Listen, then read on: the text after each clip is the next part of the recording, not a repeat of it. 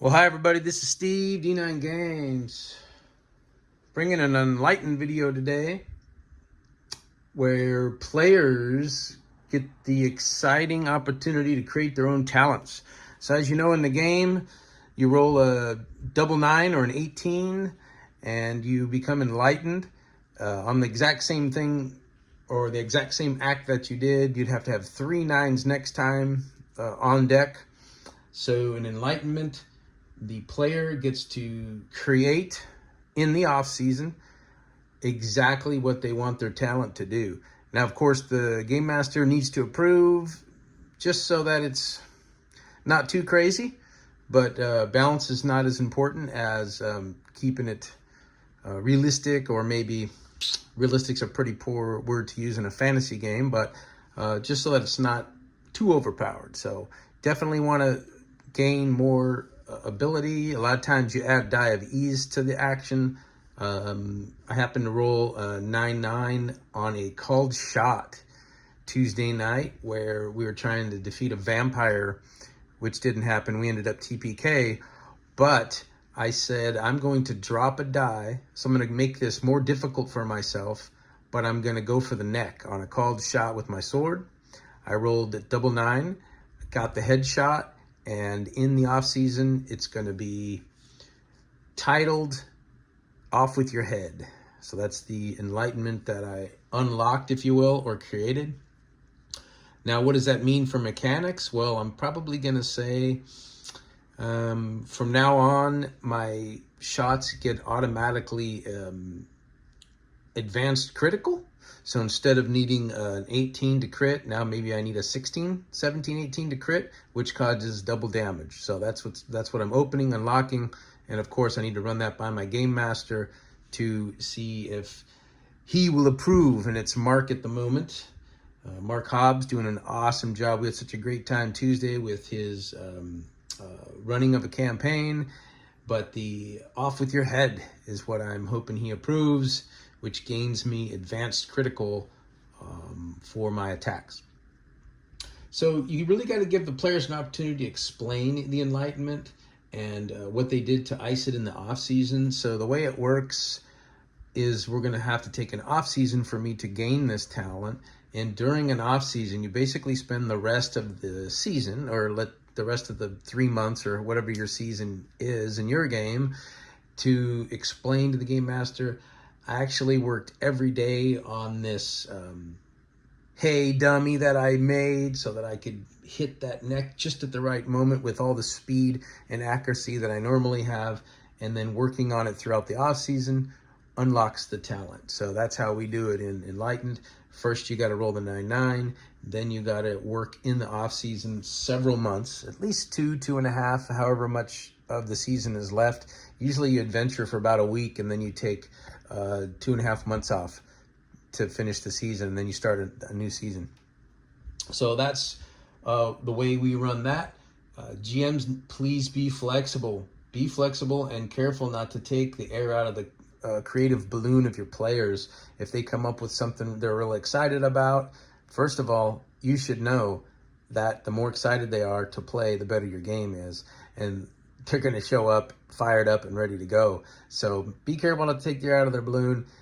Yeah, if they want to make their enlightenment super unreasonable, don't say no right away, but say, well, yes, but can we carve that back a little bit? And that's kind of common sense, but you definitely don't want to take the air out of their balloon if they're excited about something. So they might have put a lot of thought into it. You want them to be more involved, basically. So that's how enlightenments work. Real simple. You roll your 18. If I'm doing a called shot and I roll a 9-9 again in future sessions, it's going to be a critical hit, but it doesn't enlighten again. So in order to get another enlightenment, which I don't even know what that would be, is if I roll 3 9s. Now, of course, you only take 2 dice into the account of the roll, but if there's a third 9 on board, you got an 18, 2 9s, but there's a third 9 on board, that is a super enlightenment or a professional level enlightenment, and that's where you really get to go godlike and shoot. Maybe you have double ease on a called shot instead of taking a difficulty on a called shot, things like that. So 3 9s is super hard to roll. Even with, 4 or 5 dice, 3 9s is pretty difficult. But that's the excitement of the Enlightenment system. So the next thing I want to talk about is you hear about these forever GMs. And I know this has been a topic hot on the YouTubes of late. Forever GMs, what might cause that? I think maybe if it's just unduplicatable, maybe if you're just the type of GM that really preps for hours and hours and it's super detailed and you're putting on a show that just isn't duplicatable, you're going to be a forever GM, and that's just what you've created for yourself. But if you can make it simple, make it duplicatable, your guys at the table say, shoot, I could run a game. That's what you're looking for. And you may want to be a forever GM, and that's fine too. Just keep running. It's a great service you're providing for your players. But if you've got a player that wants to run, give them the wheel, let them run. And again, if you are not happy about being the forever GM in any way, shape, or form, it's because you're too complicated. So you need to simplify. Let them know that prep is easy. You can check out one of my other videos on how to prep for a night of gameplay. You just set up your bullet points. You keep it simple. Maybe you don't have all the minis and terrain. Like I said before, use tokens, and theater of the mind is fine. There's a time for heavy detail, figs, and terrain.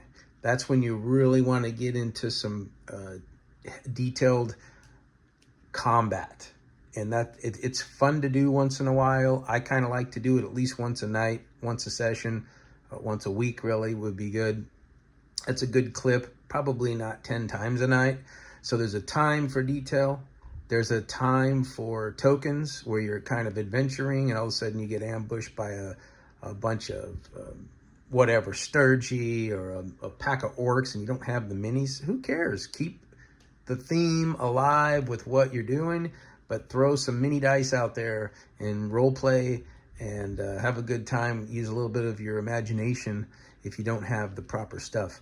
I know my good friend Jim Murphy is planning on doing a video regarding bringing the wrong box. He's got something prepped for a bunch of elves, but he brings his orc box, and then he's got some techniques and skills that I would go check out his channel and find out how he runs that on the fly. But there's a time for detail, there's a time for tokens, and there's a time for theater of the mind. Sometimes you don't need anything and you can battle theater of the mind. You just, a giant comes into the room, knocks a wall down. What do? Well, I'm going to jump on his head. I'm going to go between his legs. We're going to surround him. Just play at theater of the mind. And as you go around the table, you ask people what they're doing. You give them a roll. You decide if it's easy or difficult. Boom. Done deal. Easy peasy.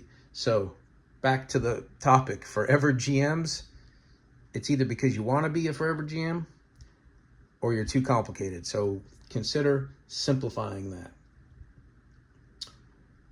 And if you want to be a player, like I said, keep it simple so someone else can run for you. Next thing I want to mention, this has also been a topic that's been on my mind for a while. Murder hobos. You got murder hobos in your game? I'm going to say 80, maybe 90% of the time. Not all the time, but most of the time it's because you're giving out experience points for battles only. You're creating murder hobos. So when my players do a nice bit of role play, and I'll give them pop for role play or experience points. We call it pop, points of progression. You might use experience points, doesn't matter. Give them experience for role play. If they're adventuring and they're finding clues and they're talking to people and they're coming up with answers to your solutions or solutions to your questions, give them experience points, give them pop for that as well. So and probably not equal. I mean, if you're giving out 50 experience points on the night, a good night of gameplay for us is about 30 or 40 points of progression, but we top out at about 1,000. So you figure 50 a night, 20 sessions, that's pretty much time to retire. So if you're passing out about 30 points of progression or experience points a night, maybe it's not 10 for role play, 10 for adventuring, and 10 for combat. Maybe it's a little more like, 30 for combat, 10 for role play, and 10 for adventuring. That's cool too. But if you're passing out only experience points when they're battling and killing things, you could be the reason why you have murder hobos in your game. Last topic, backstories. I've mentioned this on the fly a couple times. I don't know if I've really highlighted it as being a topic, but you could ask yourself a couple questions, whatever benefits the group and the cooperative storytelling, if that's how you do it. If it's not cooperative storytelling and you're just writing a rail, that's fine too. Do what you got to do. But when you're bringing a backstory in, keep it light, but it's important to have some things. You know, what happened to you? What was taken from you? You might answer that question to find out why you are changing gears. Maybe you're going from being a farmer to an adventurer. Or why are you adventuring? What happened? Was somebody taken from you? Was somebody near to you killed? Or your village is wiped out? Or whatever happened? Just have the answer to that question, why. So what was taken from you, if anything? Why are you here? Why are you with this adventuring group, this town, this city? You got to ask yourself that as well. It's nice to know why you're loyal and running with these people. Maybe you need their help to complete a mission, but make sure you keep it all on the table. A lot of secret little private 1v1 missions, it takes the spotlight away from people, and it's okay to have it once in a while, but you want to have equal play around the table, which kind of brings up another thought too. Some game masters will spend 80% of the night with the spotlight on them and then give their players about 2% each or whatever the case may be. That's a little gnarly. You want to consider saying what you got to say, doing what you got to do, and let your players have the spotlight and the action. So keep the backstories light. Give yourself a reason to be running with the party.